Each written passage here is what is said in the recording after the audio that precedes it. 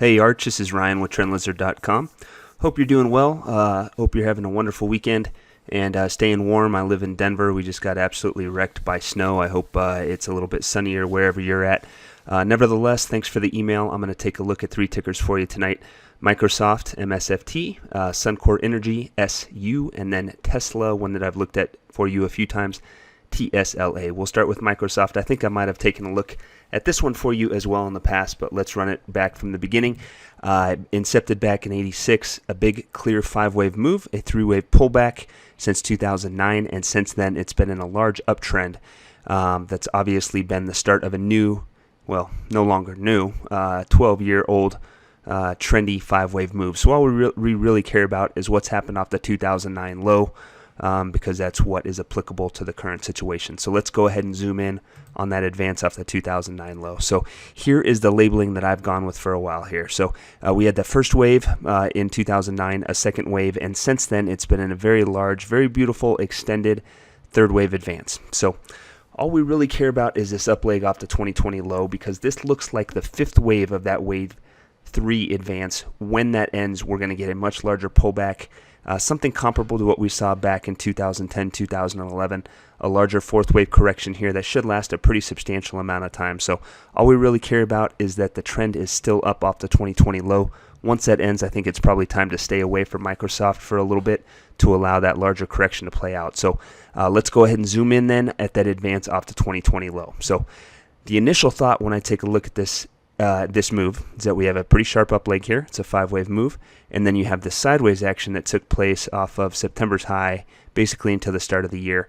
And my initial thought is, boy, that sure looks like a triangle. It's contracting, it has 5 waves, it counts out as an A, B, C, D, E move.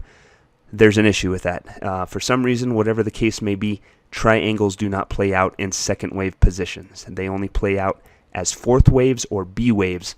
So despite the look that this is a triangle move, this can't really be our answer, so we got to keep looking. So let's try to label this a different way. Here's a different labeling. Again, you have that strong 5-wave advance to the upside, a 3-wave pullback that truncated a little bit, but that's kind of been the standard since the 2020 low. And then you have a slower start to a new 5-wave advance. This is possible. It's not the prettiest move. It's pretty slow, and it kind of looks like we're trying to find a way to call it bullish. Doesn't matter. Bottom line is, under this labeling, Microsoft needs to stay above 223. If it does, you can be bullish on this guy immediately. If it moves below that level, then we'll know something else is going on, and I'll show you what that something is. This is that labeling there. Again, you have the 5-wave advance into September's high, and then you have this move that is not exactly the sharpest move, and very well could be a running correction. So if it moves below 223, my thought has to be that we're still in that correction that began back here. And then you'd have to allow for a larger pullback. Retracement area is here. It kind of looks like a running move, so maybe it doesn't make it back there, but it potentially could. So a move below 223 at any point tells me this isn't something that I want to hold personally on any shorter time frame. Now, if you have a longer term time frame, you can still hold. This would still be corrective movement, meaning that the trend is still up. But again, on any shorter time frame, you're going to have to sit through quite a large pullback before it pays off. So a move below 223 to me is a sign to not hold Microsoft. So there's that guy. Let's go ahead and move on to Suncor Energy. And I know why you sent this one to me. This is why, because it's only had 2 moves since its inception back in 1993, and that's been a 5-wave advance to the upside and then a 3-wave pullback to the downside. And the beauty of this 3-wave move is that it looks very much like a counter trend move. For one, the B wave took so long to play out. Another, the C wave decline that played out, looks like an ending move. And now we're getting strength to the upside, and that looks like a pretty promising proposition. So we're going to go ahead and zoom in. Really, the only thing that we care about with this context of being a 5-wave advance and a 3-wave pullback is it over? Is the counter trend pullback over? Did this move right here end? So we're going to go ahead and zoom in and take a look at that. So in order for this ending C wave to be complete, this move right here, is that it would have had to have been a truncation, right? Wave 5 ended above wave 3's low. That happens. It's not super common, but I think that is actually what happened, and I'll tell you why. For one, this fourth wave high right here ended below this first wave low right here, which, as you know, is part of the Elliott Wave rule set. So if this was still wave 4, it actually has now moved into that wave 1 territory, so that doesn't really make a ton of sense. Secondly, The down leg here looks like a 5-wave move to the downside, as you can see for this 5th wave, so it fits pretty nice as a 5th wave. So this is my preferred labeling. I think it ended in a truncation in October, November's low, whenever that was, and now you're getting that strength to the upside. Of course, it has to pass some tests, and we can't just blindly say, okay, this is the start of a new trend, but I think that has to be the base case, and then you see where it takes us from here. So let's go ahead and zoom in on this strength off the recent low. Looks like it was late October. And it looks bullish. This looks great. You get a nice 5-wave advance to the upside into December's high. You get a 3-wave pullback, and then you get the resumption of strength to the upside off of February's low. So on a very short-term time frame, a move below 21 at any point tells you that this up leg off of February's low is over and some type of larger pullback has begun. But the more important level is 19. This is really the drop-dead level for this labeling, for this bullish count. As long as it stays above 19, this is going to look like the start of a much larger 5-wave advance. It can be owned, it can be traded, all that stuff, as long as it's trading above 19. That's the level you want to keep an eye on. I would be bullish on this guy as long as it's trading above 19. If it goes below 19, things change. You have to start wondering what the true nature of this recovery is here, and everything goes out the window. That's why we just would be bullish only as long as it's trading above 19. So there's that guy. Let's go on to Tesla. Obviously, Tesla has been very interesting in 2021, obviously in 2020 as well. But let's run it back again. We have a nice 5-wave advance to the upside into the 2017 high. You have a 3-wave pullback that took 2 years, and then the explosion on Tesla that took it all the way up to 900 or so over the course of the last year and a half, around there.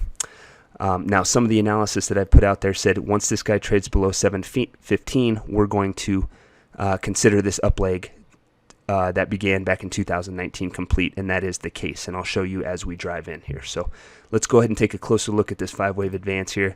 It's a little intense looking at it, but bottom line is you have a first, a second, a third, a 4th wave triangle, like we talked about triangles earlier, and then a 5th wave advance.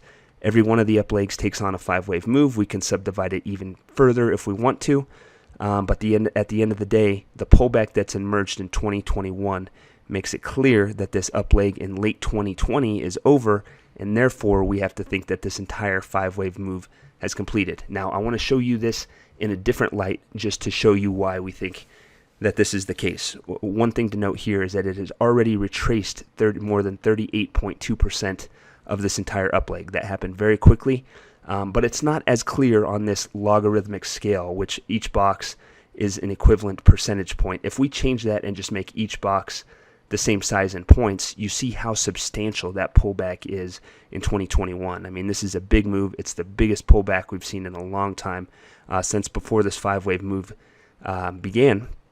And you can see every internal up leg is taking a nice 5-wave move.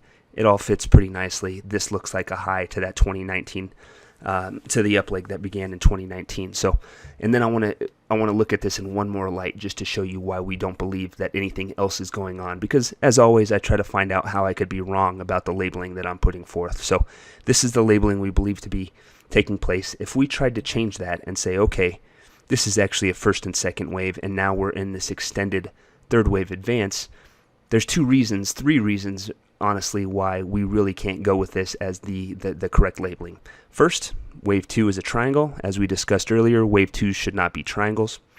Next, this 4th wave pullback retraced more than 61.8%. That would be very uncommon for a 4th wave. 4th waves are normally sideways moves.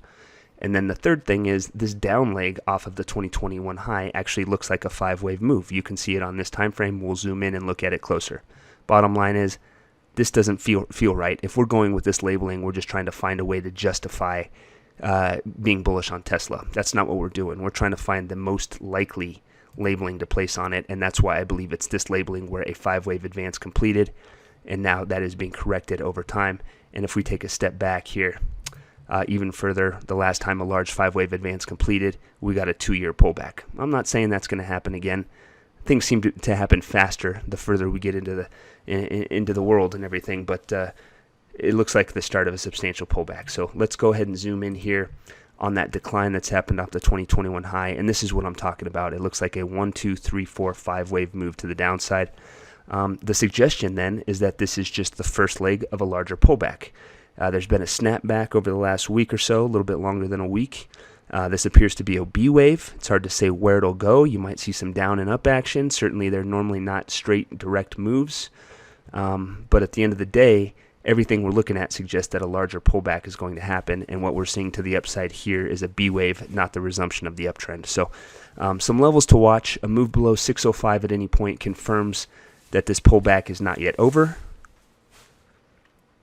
And then to the upside, a move above 770 at any point, anything substantial would make it pretty clear that this is a counter trend move despite the 5-wave move. I still don't know if I would buy it, but it would be a bullish indication because it would make it look like this is a counter trend move. So those are the things we're looking at. I think I would have to see some trendy upside movement, a move above 770, and some other things to really turn bullish again on Tesla. Right now, I just don't feel it. Like I said, it looks like a 5-wave move completed to the upside. You have a 5-wave move to the downside, suggesting that the trend has changed on some time frame.